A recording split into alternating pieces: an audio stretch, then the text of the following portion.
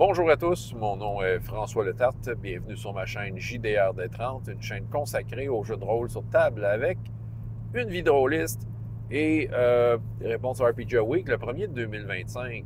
Donc, je vais essayer de redire la question, s'il y a de quoi, si je dis ça tout croche ou quelque chose. En tout cas, bref, le lien devrait être en bas. Donc, allez voir ça.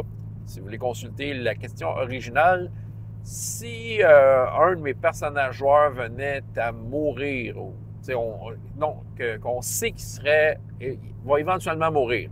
Là, je considère qu'il y a du temps avant une maladie, quelque chose, il y a comme un délai. Comment il passe ses derniers instants?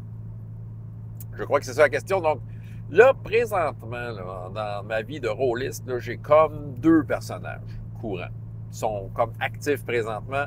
Commencer par celui que je connais le moins, certain Sorius dans une game de Fantasy Age, un magicien qui manipule l'air et les illusions. Lui, c'est drôle, ce personnage-là, c'est plus une excuse de jouer du jeu de rôle avec mes amis. J'ai jamais approfondi sa personnalité ou son roleplay, tout ça.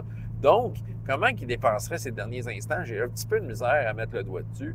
Surtout que je vous en parle pas tant que ça de ce personnage-là sur ma chaîne. Je le mentionne des fois, mais c'est ça, même moi, j'ai de la misère à savoir qu'est-ce qu'il veut. C'est probablement qu'il dépenserait tout son cash en ville pour se payer des trucs de luxe, se payer des trips avant de mourir, des meilleurs restaurants et tout ça. Mais je sais pas. J'avoue que j'ai de la misère à le saisir. Peut-être cette année, en 2025, je vais le jouer de façon à comme l'approfondir et je vais peut-être avoir l'occasion parce qu'il va devenir mon seul personnage joueur techniquement dans quelques temps.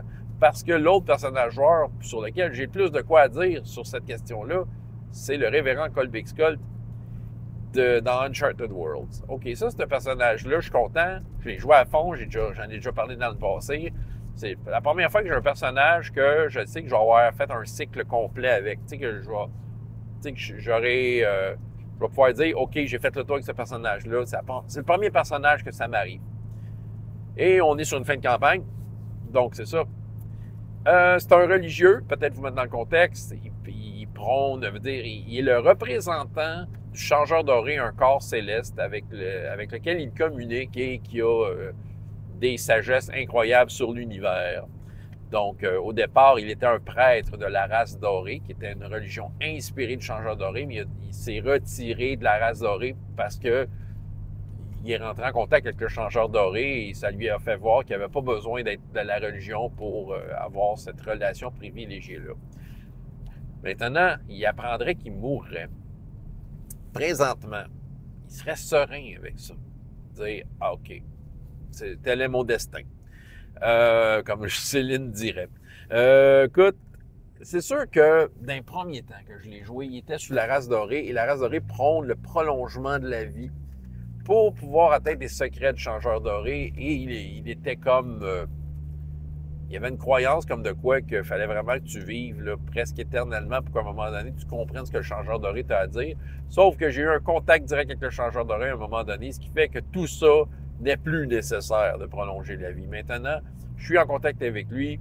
Il m'épaule dans une épreuve que j'ai ces temps-ci. On essaie d'arrêter des monolithes qui vont peut-être scraper la galaxie.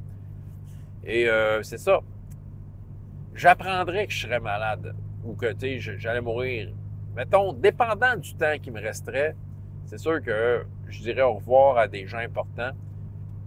Peu nombreux. Je veux dire, il y a deux collègues du vaisseau, bref, les deux autres joueurs, leurs personnages, Max et Squick, dans mon vaisseau. Évidemment que je ferais des adieux. Officiellement, je lèguerais le vaisseau. Et puis, en fait, j'irais faire des petits voyages pour aller rendre visite à mes deux filles. Oui, j'ai deux enfants, c'est des adultes dans cette histoire-là. Oriane Perron, qui fait des courses de vaisseau, évidemment. Et lui, enseigner sagesse et prudence pour qu'elle puisse s'épanouir dans son hobby préféré.